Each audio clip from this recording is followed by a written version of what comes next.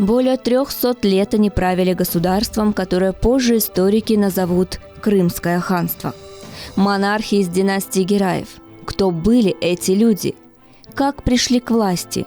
И какой след оставили после себя? Незаурядные политики, блестящие дипломаты, великие полководцы, талантливые поэты сверкали всеми гранями на крымско-татарском троне. Каждый из них внес свой вклад в самобытную культуру и заложил нетипичные европейским и восточным государствам традиции. История династии Гераев, которая сегодня почти позабыта в мировой истории, это не просто история каждого хана. Это история государства, показанная через призму жизнедеятельности его правителей. –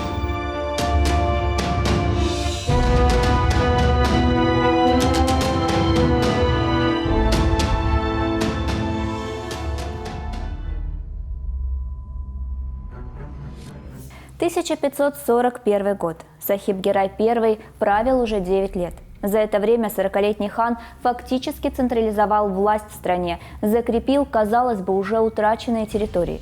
Государственная казна стабильно пополнялась, и это несмотря на то, что он непрерывно вел строительство по всей стране. Он правил справедливо, вел суровые законы против коррупции, за что очень скоро его станут называть ханом твердой руки. Крымский хан был современником таких знаменитых монархов, как английский король Генрих VIII, французский король Франциск I, император Священной Римской империи Карл V и султан Османской империи Сулейман Великолепный. Однако об этих правителях мир знает гораздо больше, чем о хане Сахибе Герае, и это несмотря на то, что он от своих именитых коллег мало чем отличался. Этот человек был неординарной личностью. Говоря современным языком, вел активный образ жизни, много времени посвящал верховой езде. Любил соколиную охоту, искусство, он был всесторонне развит, много читал, изучал, а еще прославился как градостроитель. Он не останавливался на достигнутом и во всем добивался успеха. Он хорошо разбирался в тонкостях политики и дипломатии, отличался военной доблестью и совершил 9 успешных военных кампаний. Одна из них была в союзе с султаном Сулейманом. Можно сказать, что Сахиб был настоящим правителем, сильным, смелым, справедливым, и главное, его любил народ.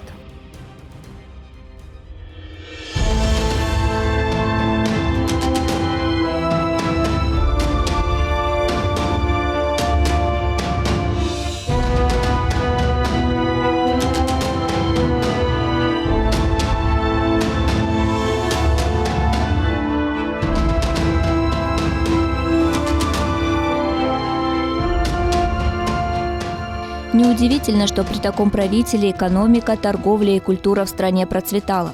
Крымское ханство в годы правления Сахиба Герая становится сильным, конкурентноспособным государством. Улучшается торгово-хозяйственная система, и теперь крымско-татарская держава производила более чем достаточно сырья, а излишки отправляла на продажу в соседние страны. Главными продуктами экспорта становятся зерно и соль.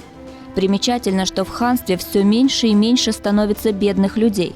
Впрочем, о них заботились благотворительные фонды, которыми управляли женщины ханского рода. Именно в ханстве Сахиба Герая крымские рынки значительно расширили ассортимент как местного, так и импортного товара. К тому же новые технические достижения постепенно покоряли тогдашний мир. А вот в городах ханства, будь то на материке или на полуострове, увеличивался спрос на такие статусные товары, как мех, китайский шелк, изделия из золота, серебра, фарфора, фаянса и многое другое, что подчеркивало высокое социальное положение владельца.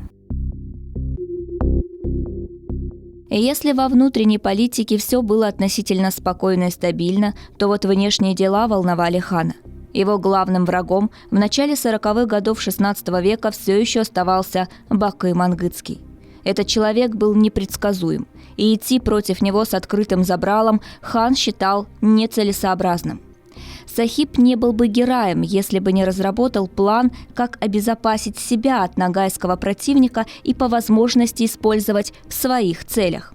А уже после он решит, как ему дальше поступить с тем, кто однажды уже пролил кровь одного из представителей правящей династии.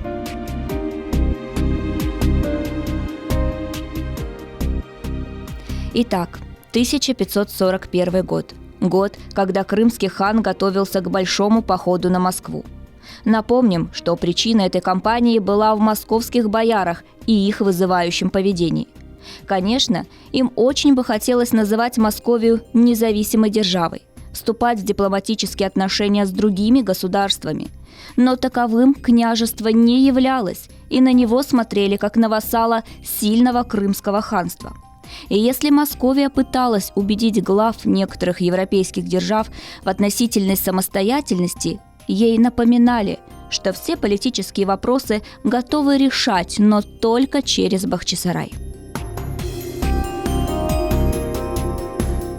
Главной причиной военного похода Сахиба-Герая на Москву в 1541 году стала Казань, границы которой снова нарушили русские войска. Неизвестно, чем руководствовались бояре-регенты в Кремле, когда направили свои войска к границам Казанского юрта. Возможно, это была еще одна проба сил под прикрытием такой себе миротворческой миссии.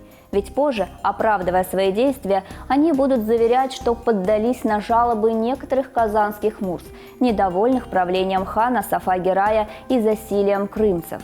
Так ли это было на самом деле, остается только предполагать.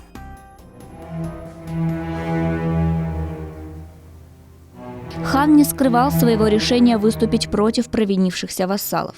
Бояре, в свою очередь, приняли меры предосторожности и отправили навстречу ханской армии своих воинов.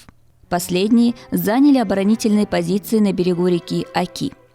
В это же время многочисленное ханское войско в назначенное время собралось за Ор-Капы. Примечательно, что хан распорядился, чтобы в этом походе с ним были обязательно песцы – калеме, которые подсчитывали число людей в каждом военном соединении – таифе, до похода и в конце. Эти люди составляли дефтеры, реестры с именами людей, а также позволяли контролировать возможные потери во время похода и после него.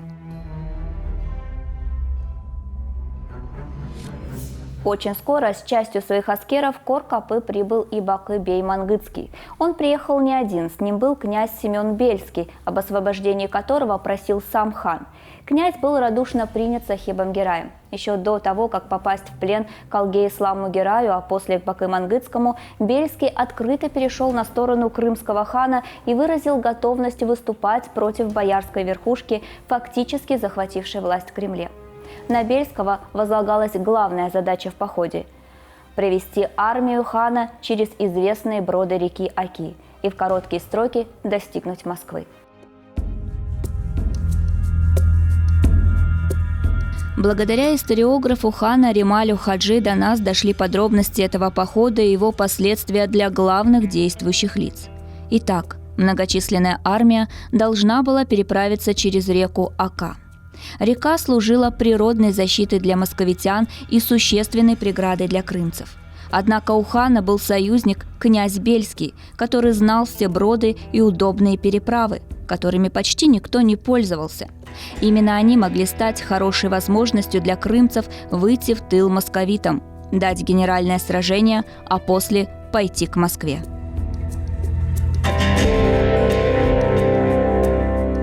Бельский благополучно привел армию к нужному месту. Теперь от крымцев требовалось как можно быстрее соорудить плоты и переправиться. Важно было не упустить время. иначе под угрозой срыва была вся операция. Нельзя было исключить варианта, что русские узнают о приближении армии и подойдут к переправе с пушками. Плоты довольно быстро были сооружены, и хан уже готовился вслед за своими передовыми отрядами переправляться через реку, когда ему сообщили о готовившемся заговоре против него. Во главе заговора был Бакы-бей Мангытский. Все это время он сопровождал хана в пути, всячески показывал свою покорность и даже брал на себя смелость давать ценные советы. Бей был уверен, что добился расположения и доверия хана, однако Сахиб-Гирай с самого начала не доверял Бею, который не раз его предавал, но сумел сдержать гнев, когда узнал, что Бакы Мангытский планировал нанести ему удар в спину. По его замыслу, когда хан окажется на плоту посередине реки, он отдаст распоряжение своим людям выпустить с Сахиба-Гирая стрелы, а едва все войско облетит весть о смерти их правителя, объявить следующим ханом сына убитого им же Калги Ислама-Гирая. Рималь-Хаджи сообщает, что Сахиб-Гирай предложил Бакы-бею и его братьям первыми переправиться на другой берег. Для Бакы это было неожиданностью. Конечно же, он отказался. Более того, он стал настаивать, что хан, как главнокомандующий, должен возглавить переправу, а он, Бей, сразу же последует за ним. Второй раз хан уже отдал приказ, чтобы на противоположный берег перебрался Бакы Мангытский и удалился в свой шатер. Но Сахиб-Гираю передали, что Бей категорически отказывается и просит поторопиться хана. Бакы-бей проигнорировал третий и четвертый приказ хана срочно начинать переправу мангытов. Он протянул время и только поздно вечером сообщил хану, что готов подчиниться и начнет переправу на рассвете. Но время было безнадежно упущено. Ханская разведка донесла, что ночью к переправе подтянулись московиты. Любая попытка переправы могла быть чревата. Русские уже заняли удобные позиции. Пускать под пули и стрелы противника своих людей Сахиб-Гирай посчитал неразумным. Ханское командование приняло решение возвращаться назад. Хорошо подготовленный поход 1541 года хоть и закончился бесславно, однако он наделал много шума. Московиты поначалу не поверили, когда пришла весть об отступлении крымцев. А бояре решили, что больше не стоит рисковать, навлекать на себя гнев хана, и оставили в покое Казань. Русские были уверены в победе хана, и их ожидания оправдались уже в ближайшие годы. И хотя Сахиб так и не дошел до Москвы, зато в Рязани и сопредельных территориях крымцы напоминали о себе довольно часто. Конечно, хан винил в потере времени и себя, и непокорного Бея. Однако Сахиб-Гирай не упрекал Бакы Мангытского. Он, как и прежде, весь обратный путь домой желал, чтобы этот Бей был подле него. Весь свой гнев он обрушил на бояр. Он шлет гневное письмо на имя малолетнего князя как официального лица. На самом деле послание было адресовано Шуйскому. Рималь-Хаджи приводит его полный текст. «Благодари Бога, что твой час еще не пробил, и благодари Бакы-бея, из-за которого мы не успели переправиться через Аку. Сначала мне нужно убить волка в моей собственной овчарне и очистить мой сад от чертополоха и колючего кустарника, а затем я займусь и тобой». Из текста письма становится понятным, что за все свои дела Бакы-бея Мангытского ждало суровое наказание. Неизвестно, как сложилась судьба князя Бельского. Вероятно, хан отпустил его с миром в Литву. Ширины, барыны, аргины, селджиуты, кыпчаки и крымские мансуры знали характер своего правителя. Они не сомневались, Сахиб готовил Бакы неприятный сюрприз. А вскоре армия достигла Ор-Капы. Это были ворота в Крым, где мангытский бей чувствовал себя не очень уютно, ведь его многочисленное войско оставалось в степи. Но на этот раз он не решился отказаться от приглашения своего дальнего родственника, главы рода Мансур, погостить в кизлевских владениях до скорой свадьбы своего брата Ак-Биби с ханской дочерью. Можно допустить, что это было тайное распоряжение хана. Спустя несколько недель хан официально пригласил в Бахчисарай Бакы Мангытского его брата Ак-Биби. Но от приглашения хана Мангытский бей отказался, а вскоре тайно покинул Крым, но не ханство. Он надеялся нанести еще один удар, а именно вывести за пределы ханства нагайцев Северного Причерноморья. Вот уже не одно поколение кочевавших за Ор-Капы и считавших себя подданными Гераев. А это означало оставить Сахиба Герая без главной военной силы страны. Но Бакы Мангытский не рассчитал силы. Пока Бакы Мангытский активно вел переговоры с нагайскими лидерами, к его ставке, вероятно, где-то у берегов Днепра подошел сам крымский хан Сахиб Герай. Он был в сопровождении своих сихбанов и всего лишь сотни слуг. Бежать от хана означало проявить трусость. Сахиб предложил Бею поохотиться вместе. Отказ расценивался бы как оскорбление, и Бею пришлось согласиться. А вечером состоялся тяжелый разговор. Ханский историограф сообщает, что хан напомнил Бею о всех его грехах. Об убийстве Ислама Герая, о нападении на людей его сына Имина Герая прошлой зимой и их убийстве, о воинах ханства, погибших по вине Бакы Мангытского и, наконец, о сорвавшемся походе на Москву. В этот же вечер Бакы Бей был арестован и доставлен в Бахчисарай. Участь Бакы Мангытского была предрешена. Как сообщают источники, его продержали в тюрьме до наступления морозов, а после, по приказу Сахиба Герая, на всю ночь посадили в бассейн, где он и замерз до утра. Хан прокомментировал, что Бакы Мангытский принял такую же смерть, как и те тысячи воинов, которых он уже 2 года назад обрек на холодную голодную смерть в степи. Теперь для хана не было опасного противника. Но еще оставались беспокойные подданные Мангытского бея и его родные братья. Конечно, в сложившейся ситуации говорить о свадьбе своей дочери и брата, главного врага хана, больше не приходилось. И несмотря на то, что часть родственников Бакы Мангытского присягнула на верность Сахибу Гераю, другие братья попытались выступить против хана и поплатились за это головой. Многотысячный народ мангытов остался без лидеров. Он автоматически вошел в подчинение крымского хана, но это были еще опасные подданные. На этот раз медлить было нельзя. И вопрос с покорением мангытов нужно было решать как можно быстрее. Хан не стал вступать в военные действия и усмирять новых подданных. Он решился на еще одну реформу. Реформа заключалась в том, чтобы кочевую часть населения в своих владениях превратить в оседлых жителей. С этой целью он щедро стал раздавать ярлыки с красными и голубыми печатями на владение землей. Правда, взамен своим указом потребовал рубить их передвижные шатры и телеги и переселяться в дома. Поначалу у нагайцев был шок, ведь разрушали их вековые традиции. Но очень скоро они оценили преимущества новой жизни. Хан приказал для них построить десятки мечетей, мектебов, крепостей и других общественных зданий. Так со временем появились новые города и крупные селения. В прибрежной полосе провинции Буджака и Десана появились новые портовые города. Крым не стал исключением. Сахиб Герай приглашал нагайцев переселяться и в степные районы полуострова, и очень скоро он стал густонаселенной территорией.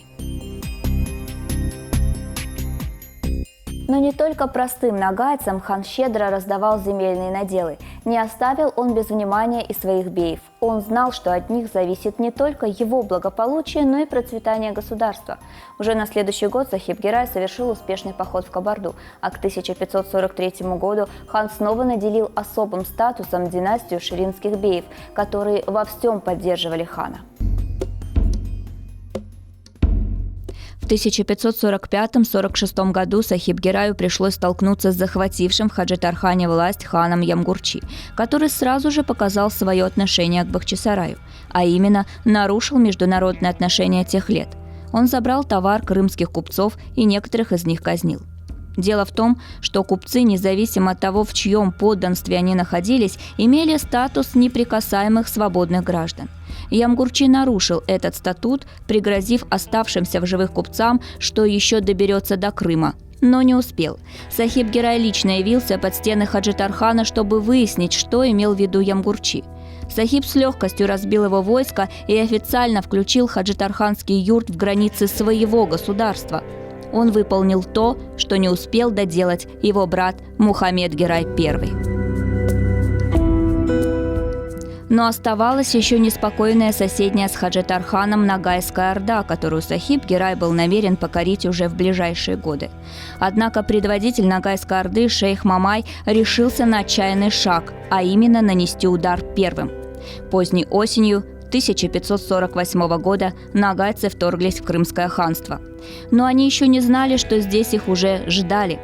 Незваные гости попали в окружение армии крымцев. Многие из них так и не смогли вырваться из западни. Это был полный провал ногайской армии и фактически ее полное истребление.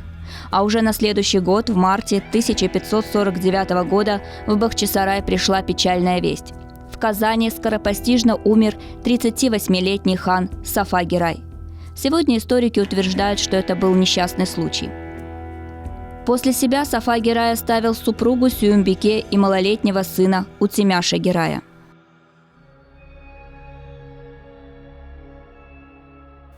У Сафа-Гирая были старшие сыновья, но их возраст еще не позволял им править. Старшему Бюлюк-Гираю было всего 13 лет, однако именно его казанские беи просили у Сахиба-Гирая в ханы, но крымский хан медлил. У него были свои соображения. Сахиб рассчитывал в ближайшие годы сделать старшего сына наследника Калгуимина Гирая ханом Казани, а второго Адиля Гирая ханом Хаджитархана. Но этим планам не суждено было осуществиться. Одновременно к ханскому двору прибыли посланники от султана Сулеймана с приглашением вступить в совместный поход против Персии. Война с Персидской империей не отвечала интересам Крымского ханства, и Сахиб-Гирай отказался. Он даже позволил себе критиковать эту военную кампанию султана, чем вызвал раздражение у визиря Османской империи. Среди приближенных султана Сулеймана у Сахиба-Гирая было больше врагов, нежели друзей. Сахиб был невысокого мнения государственных сановников Стамбульского двора. Он настороженно относился к их низкому происхождению и порой откровенной бездарности. Он прямо говорил, что все, что их интересует, это деньги. Особую неприязнь он испытывал к великому визирю Рустему Паше, и это было взаимно. Рустем Паша сделал все, чтобы между Сулейманом и Сахибом возникло недопонимание. Особенно султана оскорбила весть о том, что хан якобы высказывается против османского присутствия в городе Кефе. В свою очередь до Сахиба-Гирая доходили слухи, что османские чиновники мечтают привести к власти живущего в Стамбуле племянника Девлета-Гирая. Сахиб-Гирай шлет к султану послание, в котором уведомляет, что намерен предложить трон в Казани принцу Девлету-Гираю и просит приехать в Казань. Но османский визирь Рустем Паша, ознакомившись с посланием, предположил, что Сахиб таким образом хочет избавиться от Девлета и убедил султана заменить Сахиба Девлетом-Гираем. Якобы он будет более сговорчивым союзником. А чтобы действующий хан ни о чем не подозревал, оповестить, что Девлет-Гирай в качестве нового правителя казанского юрта готов отправиться в Поволжье. У самого же Девлета-Гирая были свои причины не любить Сахиба, и он согласился на авантюру Рустема Паши.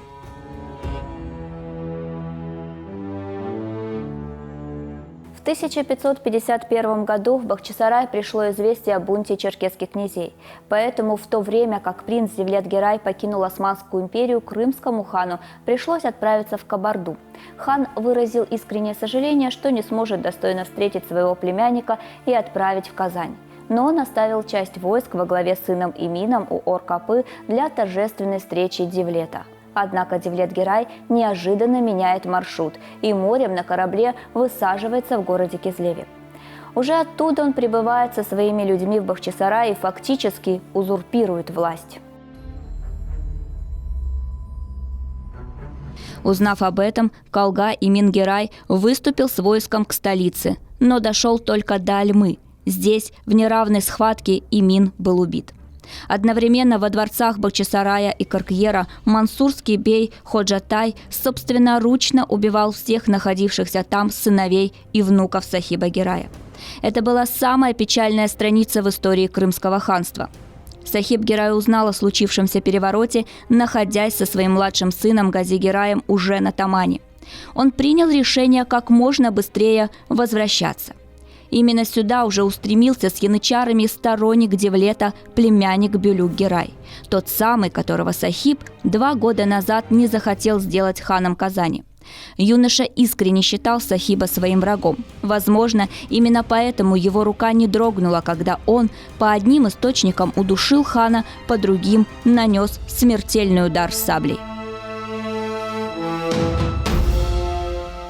Крымский хан Сахиб-Герай, с именем которого связано начало золотой эпохи Крымского ханства, погиб от рук собственных родственников. Рималь-Хаджи, ханский историограф, став свидетелем трагедии на Тамане, перевез останки бывшего хана и его сына в столицу. Уже в Эске-Крыме к траурной процессии присоединился сам Девлет-Герай. Он был облачен в черные траурные одежды. По свидетельству Рималя Хаджи, он искренне раскаивался в случившемся и был вне себя от горя. Девлет-Герай щедро отблагодарил духовных лиц, сопровождавших останки хана, назначил пожизненное богатое содержание всем дочерям и женам Сахиба-Герая и оплатил его пышные похороны. Итак, унаследовав от своего предшественника Саадета-Герая измученное междоусобицами государство, Сахиб-Герай вернул своему роду славу своих предков. Он был погребен в фамильной усыпальнице Хаджи-Герая в Каркьере.